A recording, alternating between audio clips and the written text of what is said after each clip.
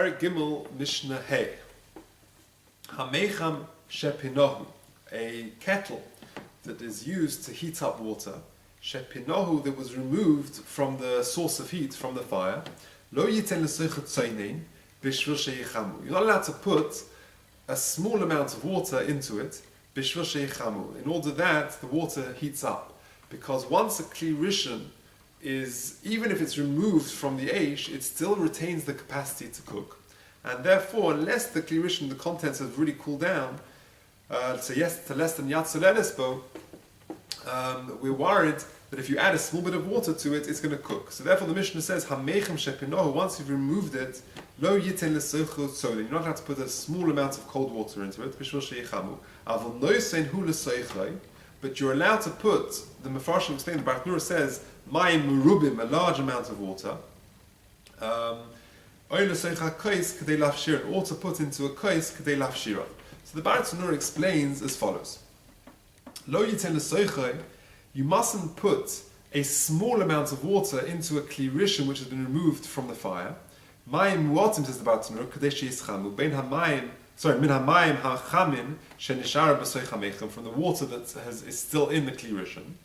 If I add a little bit of cold water to a chicken soup, for example, that has been removed from the fire and it's on the side and it's still boiling hot, the chicken soup, and I add a little bit of cold water, that's going to cook that small amount of cold water. But you can put a large amount, you can take a large glass of water and put it in, because that's going to make the soup lukewarm. It's not going to cook the water that you added. And that's what the Baruch Nura means.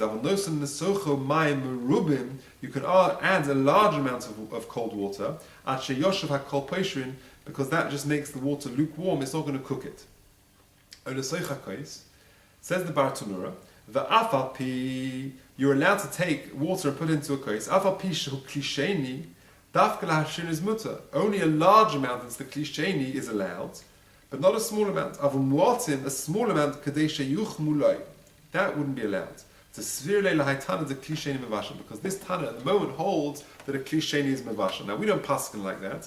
As the Baruch Nura continues to say that later on, from the continuation of the Mishnah, we'll see that the Tana is going to conclude, the halach we paskin like this, that a kli rishon will cook, but a klisheni will not cook. So therefore the Mishnah's rule is that to add a small amount of water to a kli rishon which has been removed from the eish is a problem, but if a large amount would be mutter, and if it's in a kli sheni, lahaloch, even a small amount of water would be allowed. So for example, if you take you've got an urn, and you've got boiling hot water in the urn, which is a kli rishon, and then you pour from there into a kli sheni, you're allowed to add even a small amount of water to that, because we hold the kli sheni is not going to cook.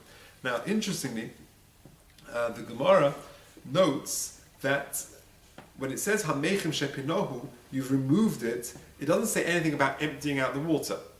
So therefore, we're talking about a situation where you've removed the kli rishon from the source of heat, and there is still water in it. But if the pot was totally empty, then even adding any water would be a problem, because as soon as the water would contact the metal, it's going to harden it. And that is a problem of makib patish on Shabbos. And the Gemara infers, Hamechem shepinohu, the Gemara infers that you haven't actually, it doesn't say anything about emptying it out.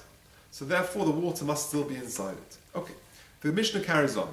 Ha'ilfos v'ha'kadeira shehevir mirusachin. If you have a sealed pot, or an open pot, a regular pot, which you've removed from the fire whilst it's still boiling hot, lo yiten l'soichay tavlin. You mustn't add spices to it, because we're worried that you're going to cook the spices. But you are allowed to add the spices into a tamchi or ka'ara, which are both klisheni. A ka'ara is the regular plate that the food has been put into. That's now klisheni. And the tamchu is like a bigger sort of a tureen that you would serve from there. But again, it's a klisheni.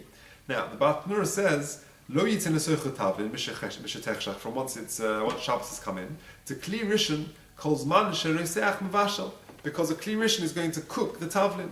Avon noisin hu l'seicha ka'ara, to kli sheni and mevashal, because once it's in a kli sheni is not going to cook, and therefore you can add your spices, no problem.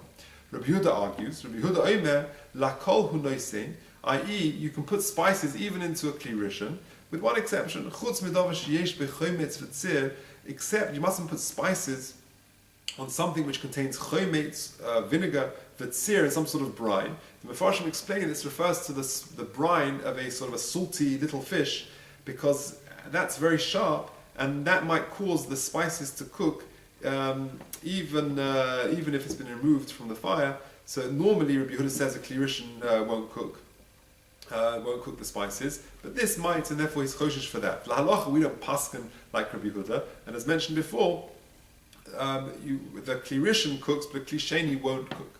Now, the Bar Tzunura points out, Ein halacha Rabbi Yehuda, and then he says, V'davka tavlin huda osa, liten the Kli Rishon. It's davka tavlin, which lahalacha we say you mustn't put into a Kli Rishon. Afilu la'achar shevir min ha'or, even after it's been removed from the flame, you mustn't put tavlin in. Avol melach, but salt, afilu b'Kli Rishon lo b'shelo. But salt, you can put into a Kli Rishon, because that won't cook. Ela al gabe har bavad. It's only going to cook if it's on the flame itself. You mustn't put it when it's actually on the flame. But once it's been removed from the flame, then you can put salt into a Kli Rishon. Lefichach mutar loses melach afilu b'Kli Rishon la'achar shevir min ha'or, once it's been removed from the flame. Now, the Shulchan Aruch brings this down in Siman Shin Yud Ches Sif Tes. The Shulchan Aruch writes, Kli Rishon, i.e. something which has been in direct contact with the source of heat, afilu la'achar sheviru me'al ha'esh, even once it's been removed from the fire, mevashel, it still retains the capacity to cook, kolzman shayat soledes boy, so long as it is still yat soledes boy, that if you touch it, your hand retracts away from it, it's still hot. Lefichach osa liten lesocho tavlin, but you can't, and therefore you cannot put spices into this Kli Rishon. Avol melach, but putting salt, mutar liten lesocho, you're allowed to put into it, because like the Bar Tzunura just brought, it's mutter to put salt into a Kli Rishon because it won't cook the salt. However, the Ramah adds a second opinion. V'yesh oisrim loses melach afilu b'Kli Sheni kol zman shayat seledes bay. So long as the Kli Sheni, the food is still hot, the Ramah says there are those who prohibit putting salt in a Kli Sheni even.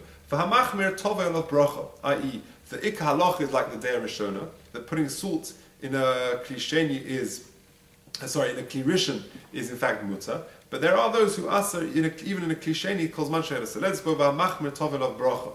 But notably, this is specifically talking about salt of rock salt, which has not been processed and not been cooked. But the salt which we use nowadays, by and large, is sea salt, and that has been processed, that's been cooked, and we therefore invoke the principle of ein bishul acha bishul, that once you've cooked something, it cannot cook a second time, and therefore if it's regular sea salt, then it should be certainly okay to put the sea salt directly into the Kli Rishon, so long as it's not on the fire. When it's on the fire, we never allow you to do it, either because we're worried it's going to cook, or we're worried it's mechzek mavashel, it looks like you're actually cooking if you put something into a pot when it's still onto the fire. But what emerges from our Mishnah is that when something has been removed from the fire, it still retains the capacity to cook. But once it's been poured into a second keli, it's a Kli Sheni, then we pasken that it's not going to cook anymore. That is the end of Mishnah Dalet. Sorry, that is the end of Mishnah Hey.